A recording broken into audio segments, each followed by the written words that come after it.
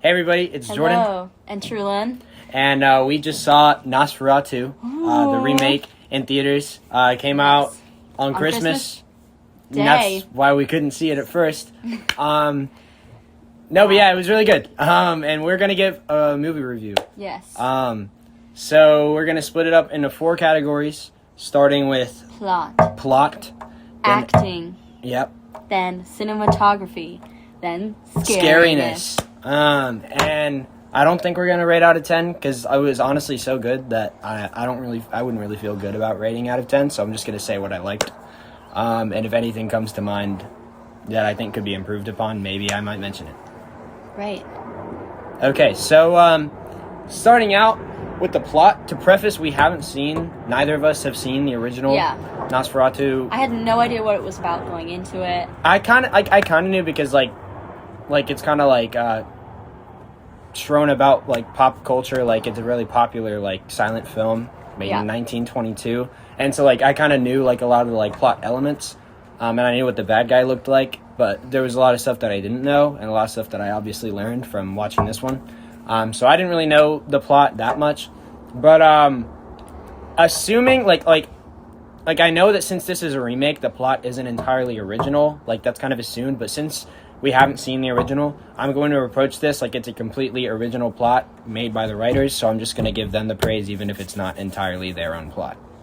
But I thought the plot was really good, really smooth, kept me engaged the entire time. Yes. It's like 2 hours and 20 minutes roughly, like the movie total length, and literally it did not feel like that. Like I was engaged. Not at all. I literally think I felt like I didn't blink the whole movie. Like I just couldn't. I was so interested. Yeah, and it feels everything happening. Right. And it feels like it's not set up to where like there's like you have your exposition and then you have your like climax and resolution and all that, like the traditional like plot structure. It just like there's literally constantly interesting stuff happening. Yeah. And it feeds you information gradually over time. So you just want to know what's happening next, or like what the next thing is going to be. Yeah. Because I feel like you couldn't expect it. Like you never knew what was going to happen next. Well, right. Yeah. And there's so many like different climaxes, it felt like. But no, yeah, so plot really, really good. I could not write a better thing myself, obviously. So yeah. We're also probably gonna have to split this into multiple videos. Okay, yeah. Wait, I'm gonna go ahead and cut this one.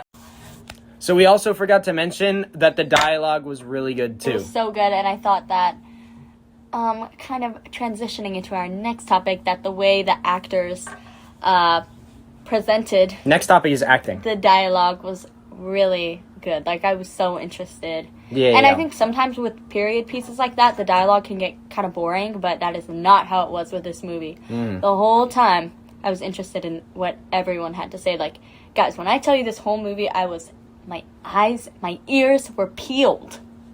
Yeah, no, I have to agree. Lots of big name actors in this movie, which kind of is what like drew me towards it. Like you have Bill Skarsgård, Aaron Taylor Johnson, Nicholas Hoult, which I forgot about him, but he's like a really recognizable face, and now I remember him. Yes. Lily Rose Depp. What's her name? Isn't it like Emma? Yeah, the person who played the evil woman in Deadpool 3, Deadpool and Wolverine. She was in this, and she did a really good job too. If I missed anybody, yeah. But, no, yeah, the acting was actually phenomenal. And like she said, it was a period piece, and so that kind of introduces another level of difficulty into acting, but they all nailed it. Yeah. It was set in Germany, but everyone spoke like with a British accent because we're Americans, so we need to hear English. So that it was really good. And a very high budget film, so like everything, like it was super immersive with all the period piece stuff. But no, yeah, I mean, acting was phenomenal. There's so many very like emotional, very intense scenes all throughout the movie from start to finish. Lots of intensity, and they all come across very well, especially with Lily Rose Depp, because her character gets a lot of screen time, lots of intense scenes, and very like physical stuff. Like that's so impressive. Yeah, and I just thought I heard that when she auditioned, like she just did one line, and then the director was like, "Yeah." I did not know that. Give it to, and I thought Nicholas Hoult was really, really, really good. I think just his body language and like his acting without talking was so impressive to me. Like, it made me scared for Yeah, him. because there's so much time where like Nicholas Holt's character is like not saying anything because he's so intimidated by the main villain, and so you just get to like see like what's on his face, and he's very, very convincing, and it's a very like practical effects, like very little CGI movie, and so like it relies very heavily on a select few of the actors to pretty much do everything. You know, like you can't rely on CGI, you can't rely on anything else. Like it's literally just all in their face, all in their body. So acting was incredible. So incredible. All right, and we also want to talk about Bill Skarsgård specifically before we move on from acting. Yet another film where he is absolutely unrecognizable as a terrifying villain, but he freaking delivers. So good. And I really thought it was amazing, and I was wondering if he felt like I wonder if all those prosthetics, if he found it easier to be in character once he was in all the prosthetics. Yeah, because you can't tell it was him. Like it's a very, very elaborate costume. I feel like he wouldn't even know what he looks like. Like when you make a facial expression, like he's not, it's not your face. It's so. Yeah, and it's very like with this character, it's very, very heavy on the voice acting. Because, I mean, the accent that he does is really, really cool, and his voice is really scary. Yeah. And then there's a lot in the eyes, because that's really all of his face that you can see, because he's in darkness a lot of the film. I was going to say, one thing I liked is how long it took them to, like, fully reveal him. I thought that was really cool and added suspense. You see, like, aspects of his shape and of his silhouette and, like, of his face, but you don't really see the full him till towards the end of the film. Yeah. But no, like you were saying, like if it's like difficult for him to like be in character with all the prosthetics, like I feel like it kind of reminds me of like whenever you get your costume on for the first time for like a theater production. I feel like it probably, and obviously with an actor of Bill Skarsgård's caliber, it probably just helps him to get in character more. Yeah. And it's kind of difficult to say because like with all those like prosthetics and all that makeup, it has to be difficult in some way. But I'm sure it probably just made it better for him and like easier for the character. But I don't know. Really good stuff. On to the next category. Okay, so our next category was cinematography. Yes. And the cinematography for this movie was absolutely phenomenal. So good. They use so many different like tricks with the camera that are what? I just did something weird. Oh, okay. There's so much like camera trickery with like transitions and stuff, and like changing perspective, or like they'll like rotate the camera and it'll be an entirely different scene, or it'll be the same scene but like fast forwarded like 20 seconds. It's hard to explain, but the camera trickery really disorients you in a good way.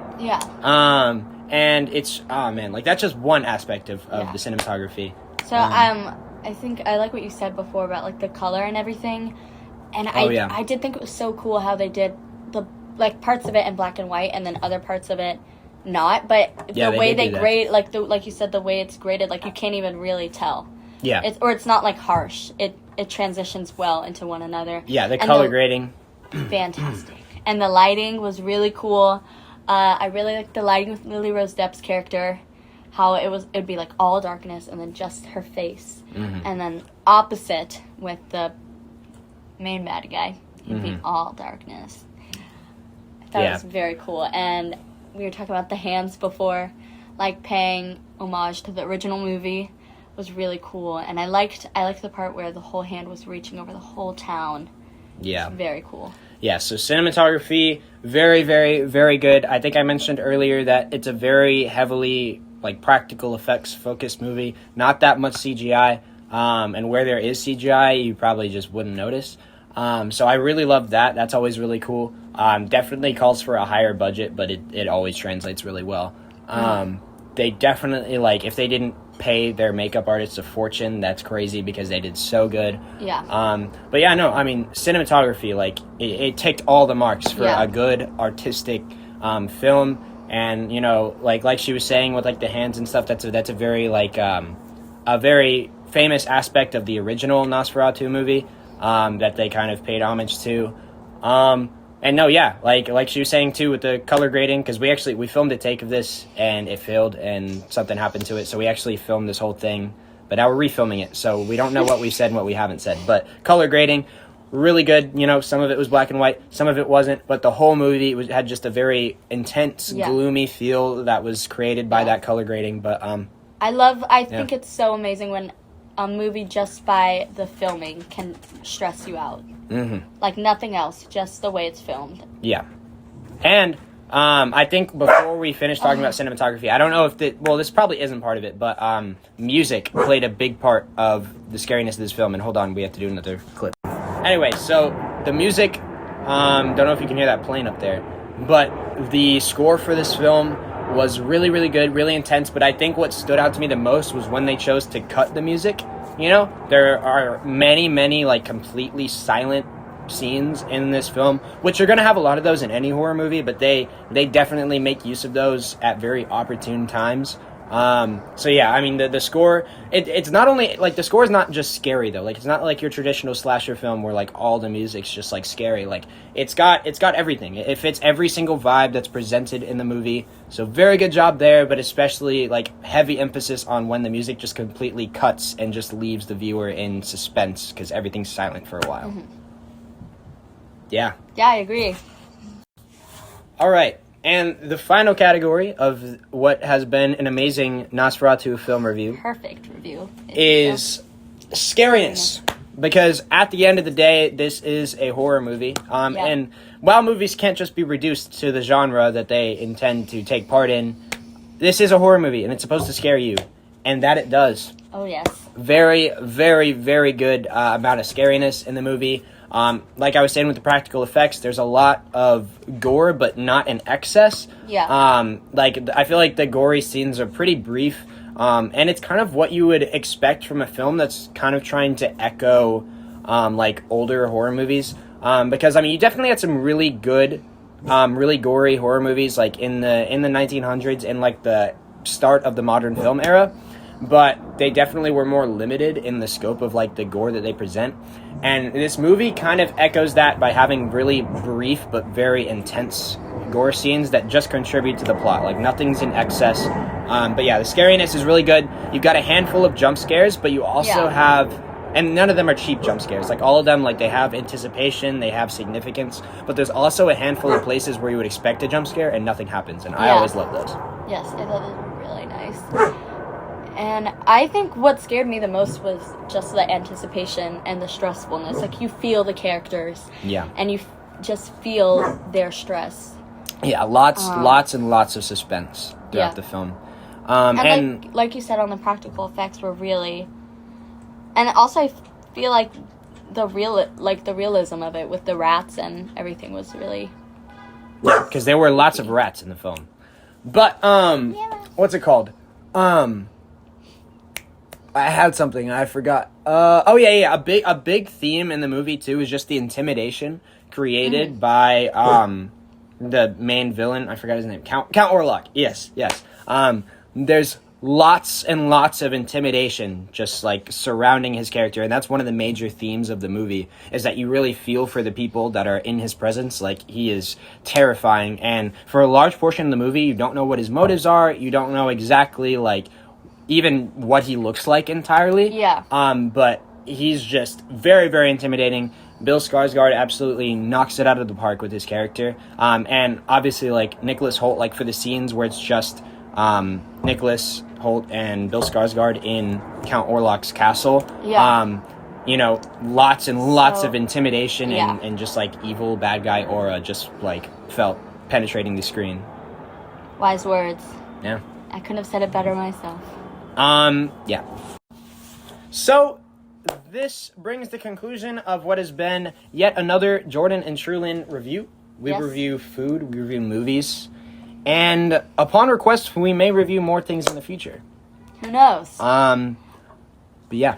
So, this is us telling you to go see Nosferatu. And if you want, watch the original. We plan to do that at some point too. But yeah, no, I mean, it's really just good, and I would recommend it. And I think it's a horror movie that, even if you don't like horror movies that much, I think you can see it. I mean, it's definitely not for the faint-hearted, but it's not crazy. Like, it's not like a gore fest, but like there are definitely scenes in this movie that I would not show my grandma at all. And also, I feel like it's definitely polite to warn you, depending on who you are. Freaky ass. There's lots of freakiness, lots of sex, lots of nudity, but it's always in a scary context. Like, it's not just like, oh, they're having sex. It's like, oh, like, they're eating each other alive, but also having sex. Like, it's really disturbing. So if that's not your thing, then don't watch this.